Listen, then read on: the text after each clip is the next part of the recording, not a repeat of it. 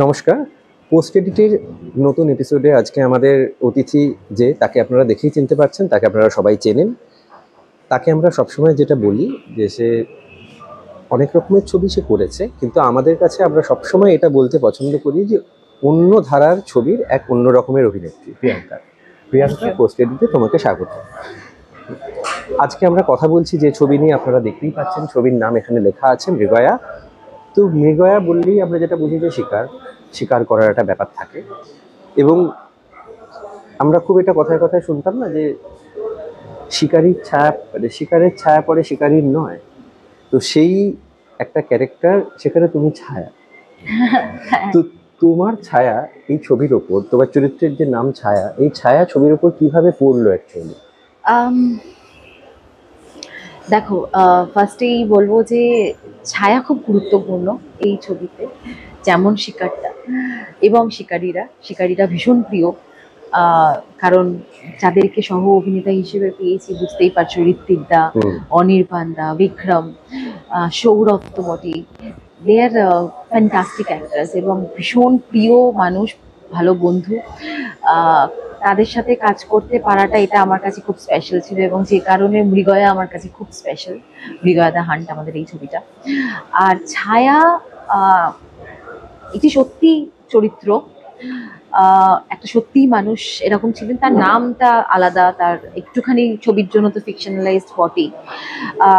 বেশ কিছু বছর আগে একটা ঘটনা ঘটে, একটা নির্মম নৃশংস ঘটনা ঘটে একটি পতিতাপল্লীতে, এবং সেখানে ডাকাতি, মার্ডার, এবং তারপর কলকাতা পুলিশের একটা বিশাল ইনভেস্টিগেশন চলে, একটা অ্যাডভেঞ্চারই বলা যেতে পারে।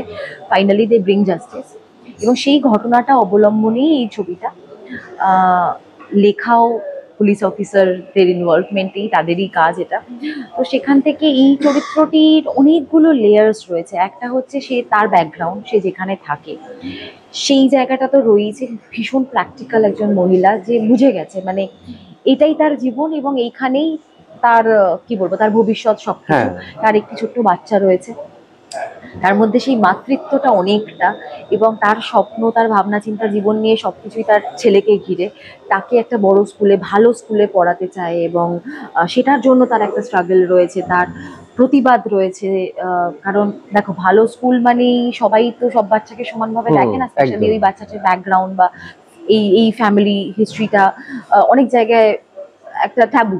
তো সেখান থেকে সেইটার এগেনস্টে একটা তার নিজস্ব লড়াই রয়েছে। ওয়ার্কিং মাদার এটাও বলতে পারো আর কি, যে যেমন ভাবে আমরা প্রত্যেকে টাইম ম্যানেজ করার চেষ্টা করি, কাজের জায়গা, বাড়ি এবং বাচ্চা ইত্যাদি ইত্যাদি, এই মহিলারও সেম ক্রাইসিস। যে জায়গাগুলো কি বলতো, কখনো না আমরা আগেও, আমি সিনেমা দেখেছি এই বিষয়ে হয়তো, বা গল্প বই পড়েছি, এতটা দেখানো হয় না যে সত্যি তাদের, মানে তাদের মধ্যে শুধুই যে গ্ল্যামার বা রেশারেশি চুলোচুরি তা কিন্তু নয়, তাদের নিজেদের মধ্যেও বন্ধুত্ব আছে, পার্সোনাল ডাইনামিক্স আছে, মা আছে, মায়ের মতো মানুষরা রয়েছে। সো এই সব কটাতে কি রয়েছে, প্রেম, ভালোবাসা, অপূর্ণ ইচ্ছা, সবই তো রয়েছে। কিন্তু তারপর সে কি বলবো, সেই ক্রাইমটার শিকার হয়ে যায়, এবং তার যে সেই অসম্পূর্ণ ইচ্ছেগুলো, এবং সব থেকে প্যাথেটিক যেটা, যেটা আমার নিজে খুব কষ্ট লেগেছিল শুটিং করার সময়ও, যে সে মার্ডার্ড হয় এবং সেটা সাক্ষী থাকে তার বাচ্চাটা, যেটা খুব, যেটা ওদের ওখানে খুবই অনেক কিছুরই ওরা সাক্ষী থাকে। হ্যাঁ, মানে এটা খুবই খুবই খুব একটা মানে সাংঘাতিক একটা ব্যাপার। আমি নিজে সেই সময়টাতে এতটা ডিস্টার্ব হয়েছে, আমার শুধু মাথায় এটাই চলছিল যে অ্যাটলিস্ট এই ছবিটা বা এই চরিত্রটার মাধ্যমে হয়তো আমি সেই মহিলাটির গল্পটা বলতে পারবো, তার গল্পটা কোথাও একটা থেকে যাবে এই কাজটার মাধ্যমে। এবং সেই যে নৃশংসতা অ্যাকচুয়ালি ছিল, সেটার হয়তো একটা পার্ট আমরা এই ছবিতে দেখতে পারবো, মানে অতটাও দেখানো যায় না ছবিতে, সত্যিই দেখানো সম্ভব নয়। সেই ডিটেলস গুলো আমরা শুনেছি। দেখো, আমাদের কাছে তো আমরা সেরকম ভাবে একটা বিশাল হোমওয়ার্কের টাইম পাই না। এইটার হোমওয়ার্কটা ওইটাই, মানে ওই স্ক্রিপ্ট ফলো করা, ডিরেক্টরের সাথে কথা বলা, এবং দেবাশিস দা যার লেখা, এবং যিনি ইনভেস্টিগেটিং অফিসারও ছিলেন সেই ক্ষেত্রে অরিজিনাল কেসের সময়, তার থেকে আমরা প্রচুর ডিটেলস পেয়েছি। এবং কেসের মধ্যে সময়টাতে ওনাদের তো একটা পার্সোনাল রাপোর্ট তৈরি হয়েছিল প্রত্যেকটা চরিত্রের সাথে। তো সেই ডিটেলস গুলো তারা অ্যাকচুয়ালি কাজের বাইরে কেমন ছিলেন মানুষগুলো, কিভাবে কথা বলতেন, কেমন থাকতেন, তো সেই সব কিছু আমরা অনেক শুনেছি। আমরা আম, সেইগুলোই আমাদের ব্যাকগ্রাউন্ড ছিল আর কি, সেগুলোই আমাদের হোমওয়ার্ক ছিল। এবং যাই হোক সেই ঘটনা ঘটে এবং তারপর এই 4 পুলিশ অফিসার কিভাবে মৃগয়া সারেন আর কি, এবং কিভাবে দে সলভ দ্য ক্রাইম আলটিমেটলি, সেটাই দেখা যাবে এবং ছবিতে। দেখো এইখানে একটা বিষয়ে কৌতূহল থাকে যে আমরা তো রেড লাইট এরিয়ার ক্যারেক্টার এরকম অনেক দেখি, চুপ। এবং তার মধ্যে বেশিরভাগ আমরা দেখি ফিকশনালাইজ ক্যারেক্টার। হুম। এইখানে যে ক্যারেক্টারটা তুমি করছো একটা বাস্তব ক্যারেক্টার, হয়তো নামটা অন্য দেয়া হচ্ছে কিন্তু তার ক্যারেক্টারটা বাস্তব। তো সেখানে তার সঙ্গে দেখার তো কোনো সম্ভাবনা থাকেই না, কিন্তু তার ওই পরিসরে যারা যারা ছিলেন তাদের মধ্যে অনেকে এখনো বেঁচে আছে। হুম। তো সেইখানে কি কোনোভাবে তোমার মানে এরকম কোনো ছিল যে এটা সুযোগ কি তুমি পেয়েছো যে তাদের যারা সেই মহিলাটিকে দেখেছেন যারা এখনো হ্যাঁ, জীবিত? না আমি সত্যি ওখানকার মহিলাদের সাথে কথা বলার সুযোগ পাইনি। আমার যেটুকুনি যা হোমওয়ার্ক ওই অফিসারদের সাথে কথা বলে, দেবাশিস বাবুর সাথে। দেবাশিসের সাথে কথা বলে, এবং ওনাদের ইনভেস্টিগেশনের মধ্যে যারা যারা ছিলেন তাদের অনেকের সাথে কথা হয়েছে, তখন আমি মহিলাটির বিষয়ে জেনেছি এবং এই গোটা ঘটনাটা কিভাবে ঘটেছিল এবং তারপর কি কি হয় সেই বিষয়টা জানতে পেরেছি। হ্যাঁ, হয়তো ওনাদের কারোর সাথে দেখা হলে ভালো লাগতো, বাট এতটাই ট্রমাটাইজিং ছিল না। আমার মনে হয় যে যেটুকুনি ফার্স্ট হ্যান্ড এক্সপিরিয়েন্স শুনেছি সেটাই আমার জন্য যথেষ্ট ডিস্টার্বিং ছিল। এরপরটা কোথাও গিয়ে আমাকে হয়তো এফেক্টও করে যেতে পারতো আর কি, মানে। হ্যাঁ, এটা যেহেতু একটা সত্যি ঘটনা, এখানে আমাকে হ্যাঁ। একটা জিনিস তুমি বলো যে আমরা খুব দেখেছি যে থ্রিলার যখন হয়, তুমিও থ্রিলার করেছো এর আগে, কিন্তু থ্রিলারে যখন আমরা অভিনয় করি আমরা যখন জানি যে যিনি স্ক্রিপ্ট লিখেছেন বা যিনি গল্প লিখেছেন কি পরিচালক, তার গল্প তিনি এসে আমাকে শোনাচ্ছেন, বাস্তব নয়। এবং একদম যারা এই থ্রিলারের মূল কারিগর, রিয়েল লাইফ পুলিশ যারা, তিনি যখন একটা গল্প লেখেন এর মধ্যে ফারাক কি বুঝেন যে একজন মানে গল্পকার যে তার মতো করে কিছু একটা ভেবে লিখছে, আর একজন একদম রিয়েল লাইফ অ্যাকাউন্ট টেনে লিখছেন এবং তিনি পুলিশ। সেই রনেসটা না আমাদের চরিত্রগুলোর মধ্যে রয়েছে। মানে অভিরূপ তো বটেই, অভিরূপ খুবই যত্নশীল একজন ডিরেক্টর। সে ছাড়াও দেবাশিস দা বা বাকিরা যেভাবে ইনভলভ থেকে যে প্রজেক্টটাতে, কি বলতো, এই মহিলা মানে ছায়া বলো বা চামেলি বলো যারা ওই জায়গা থেকে বিলং করে, তাদের লুক এন্ড ফিল বা চরিত্রায়নে যাতে সেই অথেন্টিসিটিটা থাকে সেটা কিন্তু ওনারা যত্নশীল ছিলেন, সেটা আচ্ছা। মেনটেন করার চেষ্টা করা হয়েছে। এবং সেই কারণেই দেখো আমাদের অভিনয়টাও একটু আলাদা, একটু অন্যরকম দেখতে লাগছে আমাদেরকে। তাদের যে বিশ্বাসগুলো, মানে ধরো তারা তো কনভেনশনাল সেভিংসে বিশ্বাস করে না, ব্যাংকিং সিস্টেম বা ওই জিনিসটাতে তাদের কিন্তু কোনো বিশ্বাস নেই। তারা কিন্তু ওই সোনা কিনে রাখে, টাকা পেলে হয়তো সোনা কিনে রাখে, যেটা কিন্তু একটা বড় কারণ এই এই গোটা ক্রাইমটার যে চক্রটা চলছিল, সেটা কিন্তু এটাই একটা উদ্দেশ্য ছিল, সেই রবারিটা। তো সেই সব জিনিসগুলো কিন্তু খুবই ফ্ললেসলি তুলে ধরার চেষ্টা করা হয়েছে। এবং এবং ইনভেস্টিগেশনটা, মানে ধরো কাউকে যদি একটা ফিকশনাল কিছু বানাতে হয় তাকে তো ক্লুগুলো বা ধরার উপায়টা, অ্যাডভেঞ্চারটা পুরোটাই মন গড়া করতে হচ্ছে। এক্ষেত্রে কিন্তু সেটা নয়। সেটা নয়। এক্ষেত্রে যেটা হয়েছিল সেটাই দেখা যাবে। এবং সেটাও মানে সেটা সে কারণে কি বলতো, গল্পটা খুব ফ্ললেস। আমাদের যখন স্ক্রিপ্ট করেছিলাম আমার মনে হচ্ছিল না কোথাও কোথাও মনে হচ্ছে না যে একটুখানি মানে ডটগুলো ধাপ্পা কানেক্ট মারা করতে হলো, অসুবিধা ডটগুলো হচ্ছে। কানেক্ট করার জন্য গল্প বানানো হয়েছে, জাস্ট এটা ঘটে গেল, ক্লুটা পেয়ে গেল, সেরকমটা নয়। অ্যাকচুয়াল সেই স্ট্রাগলটা, যে ডিফিকাল্টি গুলো থাকে, যেগুলো ফেস করতে হয়, সেটা কিন্তু এখানে থাকবে। তো আমার মনে হয় দর্শক যদি থ্রিলার দেখতে চায়, একটা একদম প্রপার একটা মন গড়া গল্প নয়, একটা সত্যি ঘটনাই দেখতে পারবে। আর এই যে তুমি যেটা বললে এটা খুব ইম্পর্টেন্ট কথা যে মানে যখন তিনি মার্ডার্ড হন তার বাচ্চাটাকে সেটা সামনে দেখতে হয়। এবারে মার্ডার ছাড়াও যেরকম আমরা দেখি যে এই যে তোমার অ্যাবিউজ করা বা যেটা তুমি কাজও করেছো সেই সবের উপরে, তো এইগুলো যখন বেশিরভাগ ক্ষেত্রেই আমরা দেখি যে আমাদের এখনকার সমাজে মানুষজন একেবারেই সেন্সিটিভ, অনেক ক্ষেত্রে হলেও নিজেদের ক্ষেত্রে তারা সেন্সিটিভ হন না, তারা বাচ্চাদের সামনেই এই ধরনের আচরণগুলো করে থাকে। একজন মা হিসেবে প্রিয়াঙ্কা কি মনে করে যে মানে আমার তো যা মনে হয় এখন খবরের কাগজ পড়লে মনে হয় যে পেরেন্টিং শেখানো বোধহয় একটা টাইম হয়ে এসেছে, এখন পেরেন্টিং এত খারাপ ভাবে হয়। তুমি তো খুব ভালো মা, তোমার কি মনে হয় যে তাছাড়া আমি জানি না আমি ভালো মা কিনা, চেষ্টা করতে থাকি। মানে এবং আমার তোমার মনে কি হয় মনে হয় যে ভালো পেরেন্টিং এর প্রথম শর্ত কি? কঠিন প্রশ্ন গো। এক একজনের পরিস্থিতি অনুযায়ী এই জিনিসটা ভ্যারি করতে থাকে। আমি আমি হয়তো যে সাপোর্ট বা হেল্পটা পাচ্ছি সবার জন্য হয়তো সেটা সম্ভব নয়, তার ক্ষেত্রে পরিস্থিতি আলাদা। কিন্তু দেখো আমি আমি ভাবি এই বিষয়টা নিয়ে। এটা মনে হয় ফার্স্ট স্টেপ। কারণ এটা এটা আমার নিজের রিয়েলাইজেশন না, এটা সহজের বলে দেওয়া। আমি ওকে মাঝে মাঝেই জিজ্ঞেস করি যে সহজ, আমি কি তোমাকে enough times I love you বলি? আমি কি আজকে একটু কম বললাম, আরেকবার বলবো? বলা দরকার? বলো, আমি কি তোমাকে এনাফ আদর করছি নাকি একটু কম হয়ে যাচ্ছে? ও আমাকে বলে যে না, তুমি যে এটা নিয়ে ভাবছো that means you are trying. মানে am I a good এটাও mother? বলে? হ্যাঁ, মানে আমি ডিরেক্টলি জিজ্ঞেস করেছি এবং একাধিকবার জিজ্ঞেস করেছি যে am I a good mother? How can I be better? What do you think I can do better? তো ও বলেছে যে নো নো ইউ আর ওকে। হ্যাঁ, কিছু কিছু জিনিস আমাকে বলেওছে, ধরো সেটা এত ফ্ল তো মানুষের মধ্যে হ্যাঁ। থাকবে, কখনো কখনো আমারও রাগ হয়, অকারণ একটু বেশি বকা দিই বা ইত্যাদি ইত্যাদি। তো একটু ব্যস্ত থাকি, হয়তো সময় ম্যানেজ করতে পারি না সব সময় যতটা চাই। তো সেই সব কিছু নিয়েও বলে যে না, এটা কিন্তু আমার খারাপ লেগেছে, এটা তোমার বেটার করা উচিত, বা এটা এটা এটা এটা তুমি না শুনেই আমার কথাটা বলে দিলে, আগে থাকতে রিয়াক্ট করে দিলে, এরকমও বলে। আবার কখনো বলে হচ্ছে যে এই যে তুমি এভাবে জিজ্ঞেস করছো, that means you are there, you want to be better, তো দ্যাট ইজ দ্য থিং। মানে আমি জানি না, আমি পারফেক্ট নই, এইটা আমাদেরকে জেনে রাখতে হবে। এবং there is always a possibility for improvement, open conversation. মানে সে বাচ্চা তো নিশ্চয়ই, তাকে শাসন করার যেমন আমার দরকার, সেই রকমই কিন্তু তার থেকেও আমার শেখার অনেক কিছু আছে। সে একটা মানুষ, সে একটা ইন্ডিভিজুয়াল, তার নিজস্ব ভালো লাগা, খারাপ লাগা, মতামত সব কিছু আছে। সেইটা রেসপেক্ট করা খুব দরকার এবং তার ওপিনিয়ন নেওয়া। মানে আমি একটা কিছু হয়তো ঘর রং করব, বা তার ঘরটা রং করার সময়, তার জামা কাপড় কেনার সময় আমি তার মতামতটা নিলাম। এইটা মানে তাকে একজন মানুষ হিসেবে সম্মান জানানো। Respect is mutual, it has to be earn. যেমন আমি যদি চাই যে আমার বাচ্চা আমাকে রেসপেক্ট করুক, তাহলে আমাকেও তার সেই রেসপেক্টটাকে আর্ন করতে হবে। একদম। এবং মানে ওর ক্ষেত্রেও সেটাই, ওকেও সেটাই শেখানো যে তোমাকে সেই ভালো মানুষটা হতে হবে, বা কাইন্ডনেস বা রেসপেক্টের জায়গাটা তৈরি করতে হবে তোমার ব্যবহারে বা ইত্যাদিতে। আর ভালো পেরেন্ট, এটা তো প্রত্যেক দিনই ভাবি গো, প্রত্যেক দিন এটা এটা ভাবা। আই ডোন্ট নো, এটাই তো আমাদের কাজ। মানে সিচুয়েশনের সাথে সাথে বাচ্চারও বয়স বাড়ছে, সেটার সাথে সাথে নিজেদেরকে মোল্ড করতে থাকতে হবে। আর একটা জিনিস দেখো, যে যারা শিল্পী তারা প্রত্যেকেই ভাবেন যে দেখো, শিল্পের তাগিদ বা আমাদের বাংলা ছবির ক্ষেত্রে যদি ধরি, সব ছবি তুমি তোমার পছন্দ মতো করতে পারবে না, কারণ অনেক ছবি করতেই হয় পেট চালানোর জন্য, এটা অনেকেই ভাবে। তো কিন্তু যারা পেরেন্ট হয় তাদের তো এইটাও অনেকে থাকে যে এই ছবিটা আমি আমার ছেলের জন্য করবো, বা আমার মানে আমার ফিল্মোগ্রাফির পরের দু তিনটে প্রজন্মের ছবি, জন্য কিছু। দু তিনটে ছবি যেটা নিয়ে আমার পরের প্রজন্ম বলবে যে এটা আমার মায়ের ছবি, এটা আমার বাবার ছবি।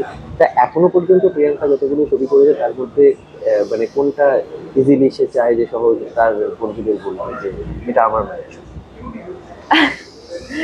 দেখো, হ্যাঁ সত্যিই তাই, অনেক কাজ থাকে যেগুলো যেগুলো সহজ, এখনো অনেকটা ছোট, ওর বোঝার বয়সটা এখনো হয়তো আসেনি।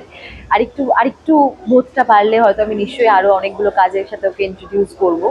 বাট যেমন ছোটদের জন্য ছবি অ্যাকচুয়ালি খুব কমই করেছি। কলকাতার হ্যারি মাথায় আসে, বা ধরো ইনফ্যাক্ট তুমি যেটা বললে সেই বিষয়ে আমি চাইবো যে বড় হয়ে লজ্জাটাও দেখুক, বিকজ সেই কাজটা খুব রেলিভেন্ট। এবং সেই কারণে হয়তো, বা এরকম অনেকগুলোই কাজ রয়েছে যেগুলো মানে মেন্টাল হেলথ নিয়ে বলো, বা অ্যাওয়ারনেস তৈরি করার জন্য বেশ কিছু কাজ, সেই রকম বিষয়ে কিছু কাজ থাকলে আমার নিজের হোক বা অন্যান্য সমসাময়িক কাজ হোক না কেন, আমি চাইবো যে সেগুলো সহজ দেখুক, বা এরকম কাজ আরো হোক যেগুলোর একটা অন্যরকম ভ্যালুও থাকবে সোসাইটিতে। মানে যেটা ভ্যালু অ্যাড করবে আর কি। ট্রু ট্রু ট্রু, মানে এন্টারটেনমেন্ট যেমন দরকার, লার্জার দেন লাইফ গল্প যেমন দরকার, স্বপ্ন দেখা সেই রকমই আমরা যে মুহূর্তে রয়েছি, ফিল্ম তো একটা আর্কাইভাল ভ্যালু রাখে, ফিল্ম তো একদম। একটা মেসেজ বা অ্যাওয়ারনেস তৈরি করারও একটা জায়গা রাখে। তো সেখান থেকে সেই রকম কাজও হওয়া খুব খুব দরকার। আর আরেকটা কথা যেটা বলতেই হয়, যে তোমার যেখান থেকে ডেবিউটটা যেটা হচ্ছে সেইটা একটা সুপারহিট ছবি। সেই এবার খুব কম মানুষের এরকম একটা সুপারহিট ছবি দিয়ে ডেবিউ হয়, এবং অনেক ক্ষেত্রেই দেখা গেছে তোমার পরেও যারা এসেছেন তাদের অনেকের হয়েছে যে খুব দুর্দান্ত একটা সুপারহিট ছবি দিয়ে ডেবিউ, তারপর তারা আস্তে আস্তে হারিয়ে গেছে। কিন্তু তোমার কেরিয়ার গ্রাফটা খুব মানে যত্ন করে তুমি করেছো, মানে তোমার কোনো তাড়াহুড়ো ছিল না, প্রচুর ছবি করতেই হবে পরপর করছো সেটা কখনো করোনি। এই যে জায়গাটা, এই জায়গা থেকে অনেক সময় যেটা হয় না, আমরা বলি আবার ছায়ার প্রসঙ্গে আসি, যে যখন মানুষের থেকে মানুষের ছায়া বড় হয়ে যায় তখন সে আবার মানে এই ধরাকে সরাক জ্ঞান করার যে ব্যাপারটা থাকে সেটা তুমি কখনো করো। কিন্তু নাম না করেও বলা যায় তোমার সমসাময়িক অনেকেই সেটা করেছেন, হারিয়েও গেছে।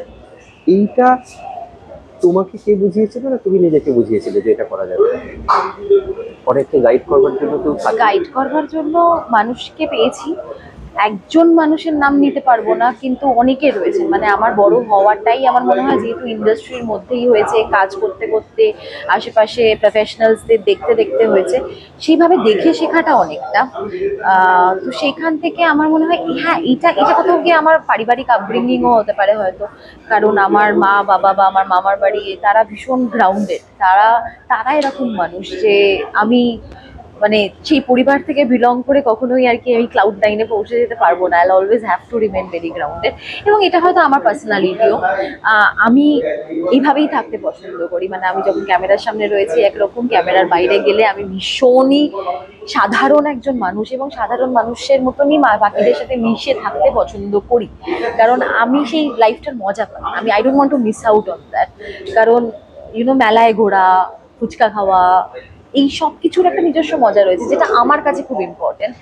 আমি সেটা থেকে দূরে আর তুমি সেটা থেকে সেটা করো, আমি আমি দেখেও ছিলাম হ্যাঁ, পুজোর সময় মানে আমার ওটাই মনে পড়লো বলেই আমি বললাম আর কি, হ্যাঁ বেলুন ফাটাচ্ছিলাম। মানে ওটা আমার জন্য, আমার মেন্টাল হেলথের জন্য খুব ইম্পর্টেন্ট। আমি যদি ওটা না করি, সমাজের জন্য জরুরি, যেটা অনেক নিশ্চয়ই সময় নিশ্চয়ই একদম মানে হ্যাঁ, সেলিব্রিটিরা পায় না। এটা খুব দরকার গো। মানে রাস্তা পার হতে শিখতে হবে।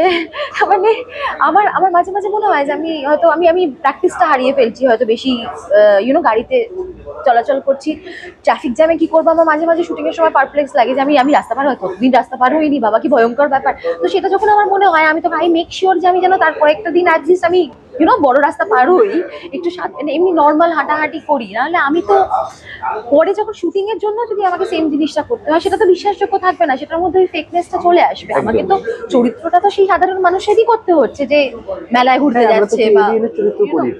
এক্স্যাক্টলি, সবসময় তো আমি ওই কর্পোরেট একটা ক্যারেক্টার বা সেলিব্রিটি লাইফই তো স্ক্রিনে পোর্ট্রে করছি না, সাধারণ মানুষেরই তো জীবনটা ফুটিয়ে তুলছি, এবং সেটাতে আমি যতটা ইন টাচ থাকবো আমার কাজটা ততটা ইজিয়ার হয়ে যাবে। আর আরো মোদ্দা ফ্যাক্ট হচ্ছে যে আমি ওটা এনজয় করি। মানে আমি যদি ওটা না করতে পারি তাহলে আমার খুব ডিপ্রেশন হয়ে যাবে।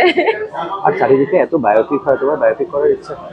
এরকম কোন ক্যারেক্টার মাথায় আছে যে না গো, এর সত্যি যদি বলতে বায়োপিক না, আমি না না না, আমার সেরকম কোনো পার্টিকুলার কোনো কাজ মাথায় নেই। বাট হ্যাঁ, মানে অনেক কিছু এখনো করা বাকি আছে, অনেক দুর্দান্ত মানুষদের সাথে কাজ করা বাকি আছে। But I have always taken life very much go with the flow. মানে যে কারণে তুমি হয়তো বলছো যে আমার কোনোদিনও সেরকম তাড়া ছিল না বা ওইরকম, মানে যখন যেটা মনে হয়েছে আমি খুবই ইম্পালসিভলি হয়তো অনেক ডিসিশন নিয়েছি, অনেক কাজ করেছি, কিন্তু প্রত্যেকটাই সেই সময়ের জন্য গুরুত্বপূর্ণ আমার মনে হয়েছে, এবং সেটা আমি খুবই নিষ্ঠার সাথে করেছি, যখন সংসার করেছি বা যখন যে কাজটা করেছি সেই সব কিছুই।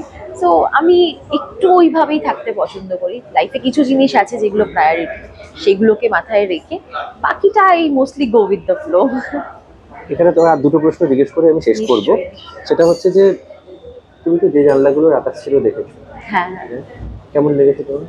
আমার খুবই ভালো লেগেছে, খুবই ভালো লেগেছে। ভালো লেগেছে। আমি যেটা তোমাকে এর আগেও একদিন বলেছিলাম, আবার আমি অন ক্যামেরা তোমায় জিজ্ঞাসা করছি যে যারা ভালো অভিনেতা অভিনেত্রী, যেমন নাটকের ভালো অভিনেতা অভিনেত্রীরা সিনেমায় আসেন, আমরা খুঁজি সেরকম কোনো চরিত্র হলে, তেমন সিনেমাতে যারা ভালো করে বা যারা ভালো অভিনেত্রী তাদেরও তো নাটক খোঁজে না। রাহুল যেরকম ভাবে করেছে এবং ও তো করে, আমরা নাটকের মঞ্চে তোমায় করে। সত্যি কথা বলবো, এই মুহূর্তে কোনো প্ল্যানিং নেই, বাট একটা সময় আমি খুব সিরিয়াস ছিলাম বিষয়টা নিয়ে। অনেকেই জানে না, আমার দুবার নাটক করার কথাও হয়েছিল। আমি ইনফ্যাক্ট একটা প্রোডাকশনের জন্য 2 দিন রিহার্সেলও করেছিলাম, কিন্তু তারপর সেটা বহু বছর আগে, তারপর করা হয়ে ওঠেনি। সেটা দুর্দান্ত মানুষের সাথে ছিল, ব্রাত্যদার সাথে কাজ করার একটা কথা ছিল। সো দুটো রিহার্সালও আমার জন্য দারুণ একটা এনরিচিং এক্সপিরিয়েন্স ছিল আর কি। সো সেইটা হয়ে ওঠেনি, তার কারণ হচ্ছে কি বলতো, আই রিয়েলাইজড যে সেটা মানে যেরকম ডিসিপ্লিন লাগে, একটা সময় তোমাকে গ্রান্ট করতে হবে, এবং সেখানে পাংচুয়ালিটি, মানে এনিওয়ে টাইম ম্যানেজমেন্টের জন্য পাংচুয়ালিটি তো দরকারই, কিন্তু এই মুহূর্তে না আমি ইন্টু টু মেনি থিংস। মানে ধরো ফিল্ম প্রমোশন, সেগুলো তো রয়েইছে, তাছাড়া আমার বাড়িতে যে সময়টা দিতে হয় ইত্যাদি, তার মধ্যে আমি ঠিক 100%টা দিয়ে নাটকটা এই মুহূর্তে করতে পারবো না। মেবি আর কটা বছর বাদে আমার নিশ্চয়ই করার খুব ইচ্ছে রয়েছে, কারণ এই একটা মিডিয়াম আমি এক্সপ্লোর করিনি কখনো, এবং আমি মানে স্টেজ ফ্রাইট প্রচণ্ড ছিল যখন আমরা শো করতে যাই, মাচা শো যেগুলো হয় বা ধরো গ্রামে গঞ্জে যাই পারফরমেন্সেস নিয়ে, আগে আমি ভীষণ নার্ভাস ফিল করতাম। তো তখন আমার ওই জন্য আরও ইচ্ছে ছিল যে নাটকটা করবো, তাহলে আমার স্টেজ ফ্রাইটটা হয়তো একটু কাটবে, কিন্তু সেটা আমার ওই পারফরমেন্সেস বা শো করতে করতেই অনেকটা এখন আমি ইউজ টু হয়ে গেছি, সেটা আমি এখন এনজয় করি। তো সেই ইমপ্রুভমেন্টটা আছে। এবার হয়তো আমি নাটকটা করলে হয়তো একটু এনজয় করে করতে পারবো, কিন্তু এই মুহূর্তে কিছু ভাবনা চিন্তা নেই। আর এত ভালো ভালো প্রোডাকশনস করছে, এত ট্যালেন্টেড আর্টিস্টরা এখন অনেক রয়েছে দারুণ দারুণ স্টেজে, নাটক সত্যিই তাই, মানে খুবই ভালো ভালো কাজ হচ্ছে। আহ, মানে সেটা দেখতে ভালো লাগে, দেখতে ডেফিনেটলি ভালো লাগে, আর ইচ্ছে রয়েছে, বাট আমি এখনো ওই লিটল আনশিওর। করবো, নিশ্চয়ই করবো একদিন। আর একদম শেষ প্রশ্ন যেটা জিজ্ঞাসা করবো যে অভিনয় করছো, অভিনয়ের বাইরে যেটা হয় না যে অনেকে অনেক কিছু করতে চান, যে তোমার তো আর একটা সমাজসেবা করার টানও আছে, এইবার মানে সেটা সেটা অনেকে থাকে না, তোমার আছে, সেটা ভালো। তো আর কি মনে হয় যে বাইরে অভিনয় ছাড়া আর কোন কোন জায়গায় তুমি নিজেকে দেখতে চাও? তুমি খুব ভালো টাইমে ভালো প্রশ্ন করেছো, তার কারণ হ্যাঁ, অনেক কিছু ভাবে নিজেকে দেখতে চেয়েছি, অনেকটা তার মধ্যে অ্যাচিভও করেছি, সেটা পারিবারিক হোক বা কাজের জায়গা থেকে হোক। আমার এই প্রফেশনেও আমার এখন এই মুহূর্তে অনেক কিছু করার বাকি আছে, সেটা I know for a fact. তো সেখানে আমার অভিনয়ের জন্যই আরো অনেক কিছু করার আছে। এবং তাছাড়া মেবি আই ডোন্ট নো, আমার বেশ কিছু শখের জায়গা ছিল, যেমন ছবি আঁকা, স্কাল্পচার। তো সেইগুলো নিয়ে খুব একটা বেশি মুভ কখনো করা হয়নি, এখন সেটা ভীষণই একটা হবির জায়গায় আটকে আছে। সো মেবি অভিনয় ছাড়া হয়তো সেই জায়গাটাতে ফিরে যেতে পারলে একটু ভালো লাগবে, হয়তো আর একটু যদি সিরিয়াসলি বা মন দিয়ে যদি ছবি আঁকাটা রিজিউম করতে পারি, সেটা হয়তো ভালো লাগবে। বাট সেটা খুবই পার্সোনাল একটা জায়গা থেকে, মানে সেটা নিয়ে আমি প্রফেশনালি কিছু করব বলে ভাবছি না। আচ্ছা। নিজের জায়গা থেকে আর কি, মানে এখন কি বলতো, এখন ওই যে কারণে নাটকে এই মুহূর্তে না ঢোকা, তার কারণ আমি অনেক স্ক্যাটার্ড ব্রেন থাকি, ঠিক ফোকাস করাটা ডিফিকাল্ট হয়ে যায়, এবং সেটা না মানে একটা আই গেস এই সময়ের একটা প্রবলেম, স্পেশালি সোশ্যাল মিডিয়া বা ফোন সবকিছু নিয়ে না খুব বেশিক্ষণ কিছুতে ফোকাস করাটা, দেখবে আমার তো হয়েছে একটা প্রবলেম হয়ে যায়। তো আমি আগে বই পড়তে ভীষণ ভালোবাসতাম, প্রচন্ড বই পড়তাম, মানে I was an evade reader, কিন্তু এখন সেই বইটা পড়তে খুব ডিফিকাল্ট লাগে। মানে হয়তো ছোট গল্পটা পড়তে ভালোবাসি, পড়ে ফেললাম, কিন্তু উপন্যাস একটু বড় মাপের কিছু হলে তখন মনে হয় যেন ফোকাস থাকছে না। তো সেই জায়গাটা আগে আমার পার্সোনাল ওয়ার্কের মধ্যে আমার মনে হয় সেই জায়গাটা আগে রেকটিফাই করা দরকার। তো সেখানে এই ছবি আঁকতে বসা, মানে শুরু করা এবং শেষ করা, এটা একটা ডিফিকাল্ট টাস্ক। শুরু অনেকগুলো করা যায়, কিন্তু শেষ হয়তো হয় না। তো সেই জায়গাগুলো খুব পার্সোনাল লেভেলে আমি সেইগুলোকে আগে ইমপ্রুভ করতে চাই। তারপর তো দেখো অনেক কিছুই করা যায়, লেটস সি। তো আমরা এই আশাটা রাখলাম যে প্রিয়াঙ্কা সরকার ছবিটা আঁকবে, এবং প্রিয়াঙ্কা সরকার ছবি আঁকলে কোনো না কোনো পরিচালক তার হয়তো আর্টের কাজে তার ছবিকে ইউজ করতেও পারে, নো ওয়ান নোজ। তো একদম আমরা শেষে পৌঁছে গেলাম। তো যদি একটুখানি দর্শকদের বলে দাও যে তারা তোমার ছবিটা দেখতে যাতে আসেন। নিশ্চয়ই 27শে জুন আমাদের ছবি মৃগয়া দা হান্স রিলিজ করছে, অভিরূপ ঘোষ পরিচালিত এই ছবি। যেমন এতে থ্রিলার রয়েছে, অ্যাকশন রয়েছে, একদম মাস কমার্শিয়াল একটা ছবি, সবাই মিলে এনজয় করতে পারবেন। তেমনই কিন্তু এখানে অনেকটা ইমোশনাল জায়গা রয়েছে, সোসাইটির বেশ কিছু লেয়ার্স এক্সপোজড হবে এই ছবির মাধ্যমে। সপরিবারে দেখার মতন ছবি, অবশ্যই দেখুন এবং জানান কেমন লাগলো। 27শে জুন। নমস্কার, আজকের জন্য এখানেই থাকলো। আরও এরকম অনেক ইন্টারভিউজ, অনেক কথা, অনেক সিনেমা বা অন্যান্য বিষয় নিয়ে কথা জানবার জন্য আমাদের চ্যানেলে চোখ রাখুন। নমস্কার।